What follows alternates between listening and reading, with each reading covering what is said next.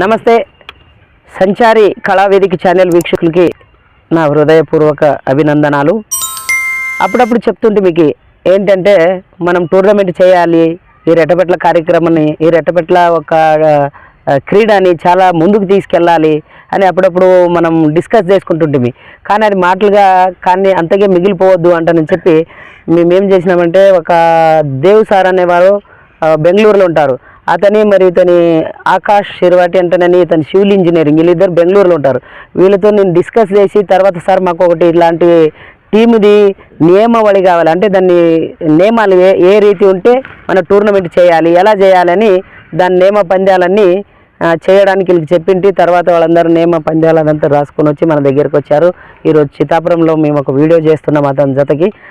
మీరు మనం అందరు కలిసి ఈ నియమాలు చూసి తర్వాత ఈ రెట్టపెట్ల కార్యక్రమాన్ని మనం సర్కారుకు పోయినంత వరకు, ఇప్పుడు మనం చూస్తారు కబడ్డీ, క్రికెట్ అవన్నీ చూస్తున్నారు. అందులోపల ఒక్కొక్కరికి 70 లక్షలు 80 లక్షలు కోట్లు, 70 కోట్లు 80 కోట్లు కూడా ఇచ్చి కొనుక్కున్నారనే మన వదంతులు మనం వింటూ ఉంటాం.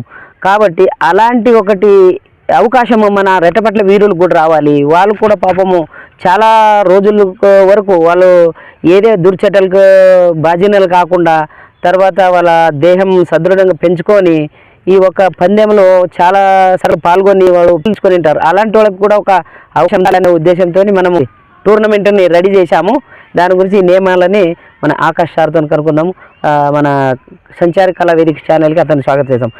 నమస్తే సార్, ఇది సంచారి కళావేదిక ఛానల్కు మీకు స్వాగతం. మీరు బెంగళూరులో ఉన్నప్పుడు దేవ్ సార్కు మీకు చాలా తొందర ఇచ్చి నియమాలన్నీ రెడీ చేయడానికి మీకు తొందరలు ఇచ్చిన ఎన్నోసార్లు. కాబట్టి ఇవన్నీ రెడీ చేసుకొని ఈరోజు మా దగ్గరకు వచ్చారు, చాలా సంతోషకరమైన విషయము. కానీ ఈ పందెం నియమాలు ఎలా ఉంటాయి ఏమనేది కొంచెము మా రెట్టపెట్ల వీరులకి ప్రేక్షకులకి వివరించాలని కోరుకుంటున్నారు సార్. ఇంకొకటి, ఈ రెట్టపెట్ల ఈ పందాలల్లో 1% 2% కూడా మీ గమనం గురించి విడిచింటాము. దాంట్లో ఏవేవి అనేది అవి మీరు కామెంట్ రూపంలో తర్వాత లైక్ రూపంలో ఖచ్చితంగా రాయాలి. మీరు రాసే కామెంట్లకి లైక్కి వేరే సర్కారు కానీ ఇతర వ్యక్తులు కానీ చూస్తే ఈ ఆటకి ఇంత సహకారం ఉందే, ఇంత జనాలు బెంబలిస్తారా అనే ఒక ఇది వాళ్ళకి మైండ్ లోపల రావాలి. దాని గురించి దయచేసి ఎక్కువ లైకులు ఎక్కువ కామెంట్లు కూడా రావాలని కోరుకుంటున్నాను. సార్ చెప్పండి సార్.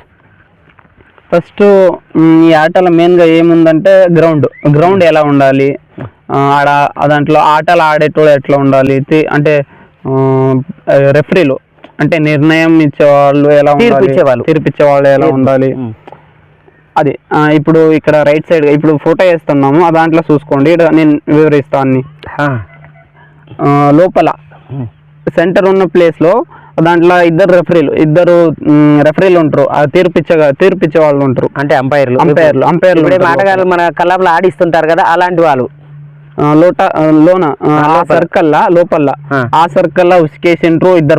ఇద్దరు ఆట ఆడేవాళ్ళు, ఇద్దరు ప్లేయర్లు ఉంటారు, ఇద్దరు రెఫరీలు ఉంటారు. ఇంకొక సర్కిల్ దాని అయినాక ఇంకొక సర్కిల్ వస్తుంది. దాని లోపల ఒక సైడ్ ఆటలాడేటోడు 2 టీంలకు వస్తాయి, ఎదురు ఆపోజిట్ గా అక్కడ ఒక టీం వస్తే ఈ సైడ్ ఒక టీం ఆపోజిట్ గా. వేరే వాళ్ళు ఆడవాళ్ళు ఎంతమంది ఉన్నా లోపలికి వచ్చేది 2 టీంలు లోపలికి రావాలి. ఆ టీంలు ఏముంటే అంటే ఆడే టీంలు అంతే లోపలికి రావాలి. ఎదురు ఆపోజిట్ ఒక టీం, ఆడొక టీం యువతల ఒక టీం కోసం ఉంటుంది. 4 రెఫరీలు ఉంటారు ఇక్కడ, ఇద్దరు లోన ఆడిపించేటోళ్ళు ఇద్దరు, అండ్ ఇంకా ఇద్దరు ఒక టీం దగ్గర ఒక నిలబడి ఉంటారు, ఇంకొక టీం దగ్గరికి పోవడం. ఎందుకంటే ఆ టీం నుంచి ఒక్కొక్కరిని లోపలికి పంపనికే, ఎవరు ఆడతారు వాళ్ళని పంపనికే. ఇక్కడ సైడ్ ఇక్కడ లెఫ్ట్ సైడ్ ఆడ స్కోర్ బోర్డ్ అంటే రాసుకుంటారు, పాయింట్స్ రాసుకుంటారు, ఆడకొస్తూనే ఉంటారు ఇద్దరు. ఓకే, ఇక్కడ రైట్ సైడ్ ఎంట్రీ ఉంటుంది. ఆ ఎంట్రీ కాడ ఇద్దరు గార్డ్స్లు ఉంటారు. ఆ నుంచి ఏ టీం లోపలికి వస్తుంది ఆ టీం వాళ్ళని లోపలికి తోలుతారు, ఆడ లోపలికి తోలి ఆట ఆడిపిస్తారు. ఓకే, ఇంకొకటి అదైన తర్వాత ఇంకో సర్కిల్ వస్తుంది. ఆ సర్కిల్ కట్టెల నుంచి అండ్ దారాలతో కట్టింటారు. ఎందుకంటే ఆ సర్కిల్ నుంచి 3 ఫీట్లు అయినాక ఇంకో సర్కిల్ వస్తుంది. ఆ సర్కిల్ బయట ప్రేక్షకులు అంటే చూసేవాళ్ళు, ఈ ఆటని చూసేవాళ్ళు ఆడ కూర్చొని లోపలికి ఎవరు ఎంట్రీ లేకుంటది. నూనె ఏముంటది, రెఫరీలు అండ్ గార్డ్స్లు అండ్ ఆట ఆడేవాళ్ళు ఇంతే లోపల ఉండేది.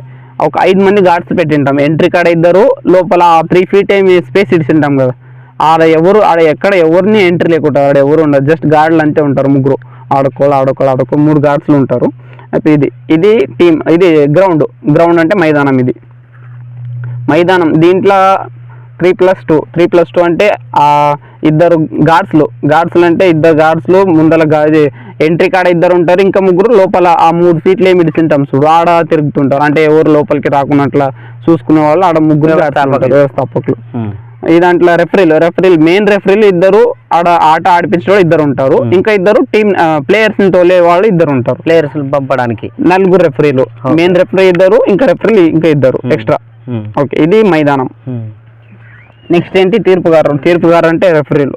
అదే చెప్తే కదా ఇప్పుడే, అంటే 4 రెఫరీలు ఉంటారు, ఇద్దరు లోపల ఆడించే వాళ్ళు, ఇంకా ఇద్దరు బయట టీం నుంచి ఒక్కొక్క ప్లేయర్ ని తోలేవాళ్ళు, 4 రెఫరీలు.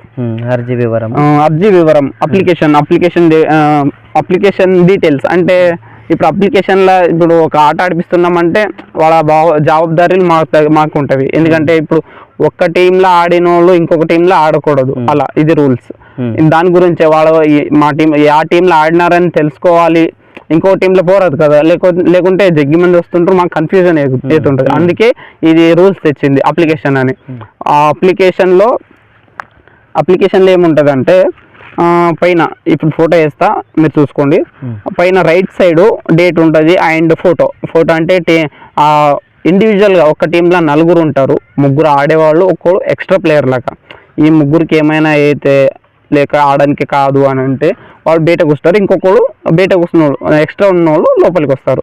ఆడేది 3, ఒక్కరు ఎక్స్ట్రా ఉంటారు. ఆడే సమయంలో ఏమైనా దెబ్బ ఎక్కువగా తాకిందట అంటే అతనికి ఆడడానికి కాలేదంటే ఎక్స్చేంజ్ చేసుకోవచ్చు.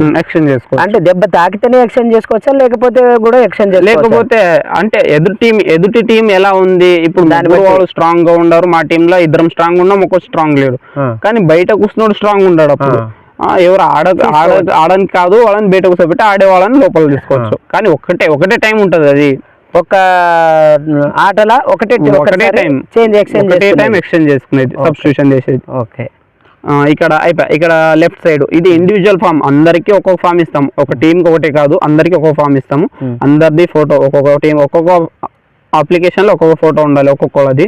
దాంట్లో టీం నేమ్ టీం పేరు ఏముంటది, అందరి 4కి ఒకటే టీం పేరు ఉంటది, కానీ ప్లేయర్ పేర్లు ఇండివిజువల్ ఉంటుంది, అందరికి ఒక్కొక్క ఫామ్ ఇచ్చిందాం కదా, ఆ ప్లేయర్ పేరు రాయాలా, టీం పేరు రాయాలా, ప్లేయర్ పేరు రాయాలా, తండ్రి పేరు అండ్ ఏ ఊరు నుంచి వచ్చినారు అని.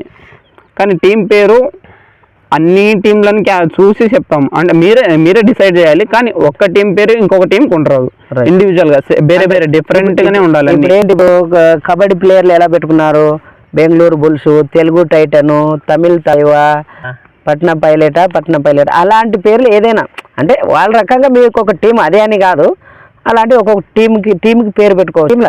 ఓకే, టీంకి పేరు పెట్టుకుంటారు సార్. ఇప్పుడు ఆ టీంలో ఎంత జనాలు ఉంటారు అది కొంచెం వివరిస్తే బాగుంటుంది. 4 ఉంటారు, 4 దాంట్లో 3 ఆడతారు, ఒక్కరు ఎక్స్ట్రా కూర్చొని అంతే. ఒక టీంకి వచ్చేసి 4 ప్లేయర్లు అంతే, ఆడేవాళ్ళ 3 ఎక్స్ట్రా ఒక్కరు. Okay, next contact number, team name, team పేరు, ప్లేయర్ పేరు, తండ్రి పేరు, విలేజ్ ఊరు పేరు, కాంటాక్ట్ నెంబర్ ఇది ఇవ్వాలి. కింద ఒక సిగ్నేచర్ ఉంటుంది అండ్ దీని రూల్స్ అని ఆ ఫామ్ వెనక ఉంటవి. మీరు ఆ రూల్స్ కి ఓకే అయితే మాత్రం సిగ్నేచర్ వేసి మీరు ఆట ఆడాలి, లేకపోతే అక్కడే డిస్క్వాలిఫై అవుతారు అంతే. ఆడను అంటే అయిపోయి బయటికి ఉండాలి. ఇప్పుడు ఏంటి, ఇప్పుడు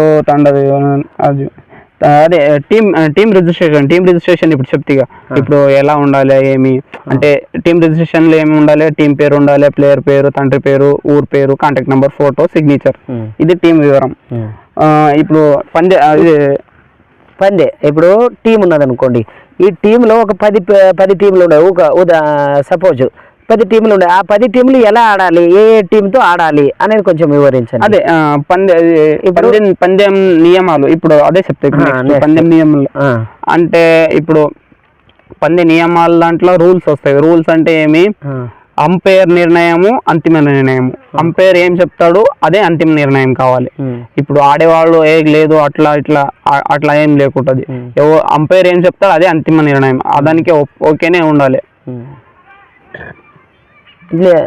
నేను అడిగింది ఏంటంటే ఇప్పుడు టీములు 1 2 3 ఇలా 10 వరకు ఉన్నాయి. 10 వరకు ఉంటే 1 2 1 ఏ టీంతో ఆడాలి అన్నట్టు. అదే అంటే ఇప్పుడు ఒక 10 టీంలు వచ్చాయి అనుకో, 10 టీంలలో ఒకటినే టీం, రెండనే టీం ఒక గేమ్ ఆడుతుంది, మూడనే టీం, నాలుగో టీం రెండే గేమ్ ఆడుతుంది, ఐదనే టీం, ఆరనే టీం మూడనే గేమ్ ఆడుతుంది. ఇలా రెండు టీంలు ఒక గేమ్ ఆడుతుంది.